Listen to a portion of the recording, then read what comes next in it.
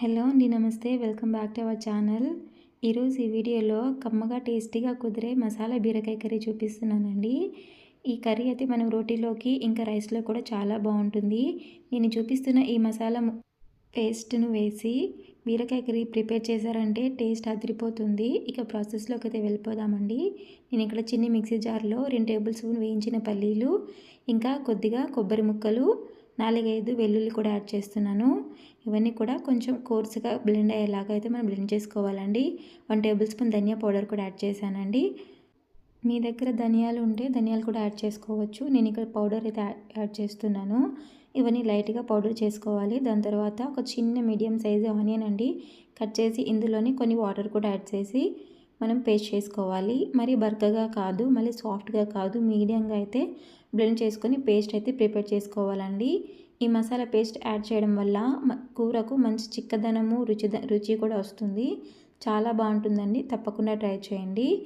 అలాగే ఇంకా బాండి పెట్టేసుకున్నానండి. స్టవ్ మీద నేను బాండి పెట్టేసుకుని 3 టేబుల్ స్పూన్ ఆయిల్ అయితే వేస్తున్నాను. ఆయిల్ హీట్ అయిన తర్వాత 1 టేబుల్ స్పూన్ ఆవాలు, జీలకర్ర యాడ్ చేస్తున్నాను. దాని తర్వాత మనం ఇందులోకి చిన్న ఆనియన్ కూడా కట్ చేసి వేసుకోవాలండి. మనం పేస్ట్ చేసాము, బట్ ఆనియన్ కూడా యాడ్ చేసుకోవాలి. దాని తర్వాత ఒక చిల్లీ అండి కట్ చేసి వేసాను. ఒక రెబ్బ కరివేపాకు కూడా యాడ్ చేస్తున్నాను. ఇవన్నీ ఒక నిమిషం వేయించుకుందామండి. చక్కగా వేయించుకుందాము. కొంచెం ఆనియన్ లైట్ బ్రౌన్ కలర్లో వచ్చేదాకా వేయించుకోవాలి. చూడండి, లైట్ బ్రౌన్ కలర్ అయితే వచ్చేసాయి అనమాట ఆనియన్. ఇప్పుడు మనం ఇందులోకి టొమాటో యాడ్ చేసుకుందాము. చిన్నగా తరిగిన టొమాటో అండి, ఒక మీడియం సైజ్ టొమాటో అయితే యాడ్ చేస్తున్నాను. దాని తర్వాత ఇక్కడ నేను 1/2 కిలో బీరకాయ కట్ చేసి తీసుకున్నానండి. 1/2 కిలో వరకు బీరకాయలు యాడ్ చేసి కర్రీ అయితే ప్రిపేర్ చేస్తున్నాను. ఒకసారి కలిపేసుకుని చిటికెడు పసుపు యాడ్ చేసుకుందాము. అలాగే రుచికి తగ్గట్టు రాళ్ళ ఉప్పు నేను వేస్తున్నానండి.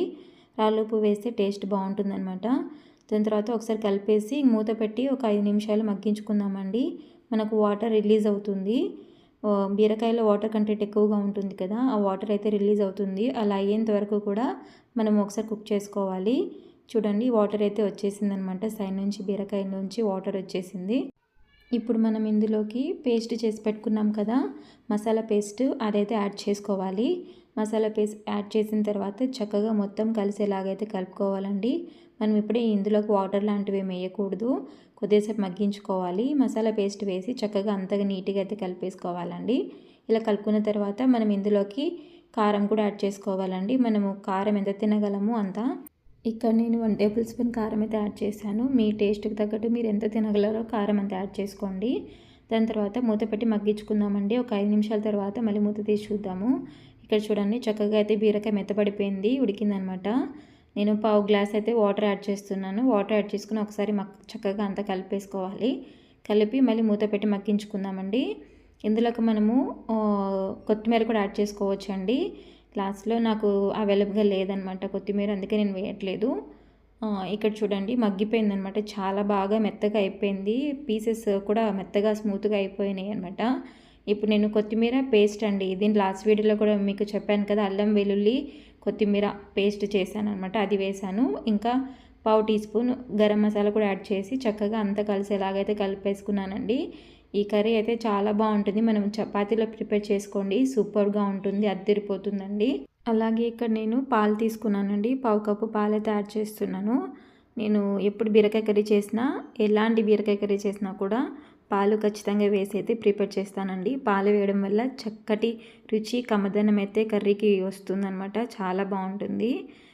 ఇప్పుడైతే నేను ఇంకా మూత పెట్టి ఒక 5 నిమిషాలు మగ్గించుకొని ఇంకా స్టవ్ ఆఫ్ చేసేస్తానండి. 5 నిమిషాల తర్వాత చూడండి, కూర అయితే చక్కగా ఉడికిపోయిందనమాట. చాలా మెత్తగా అయితే అయిపోయింది. బాగుందండి. ఆయిల్ కూడా సెపరేట్ అయితే అయిపోయింది. అయితే కర్రీ కూడా చక్కగా ఉడికింది. చాలా టేస్టీగా ఉంటుందండి. ఇప్పుడు సర్వ్ చేసేసుకుందాము. ఎంతో టేస్టీగా ఉండే మసాలా బీరకాయ కర్రీ అయితే ప్రిపేర్ అయిపోయింది. ఈ కర్రీ మనము జొన్న రొట్టెలు, ఇంకా చపాతీ, ఇంకా రైస్లోకి కూడా చాలా బాగుంటుందండి. ఈ స్పెషల్గా మసాలా వేసి చేయడం వల్ల ఈ కూరకు చాలా మంచి రుచి అయితే వచ్చింది. వేడి వేడి అన్నంలో వేసుకొని తింటుంటే చాలా బాగుందండి. తప్పకుండా మీరు కూడా ట్రై చేయండి. ఈ వీడియో నచ్చితే లైక్ చేయండి, షేర్ చేయండి, సబ్స్క్రైబ్ చేసుకోండి. Thank you. నమస్కారం ఫ్రెండ్స్. Bye bye.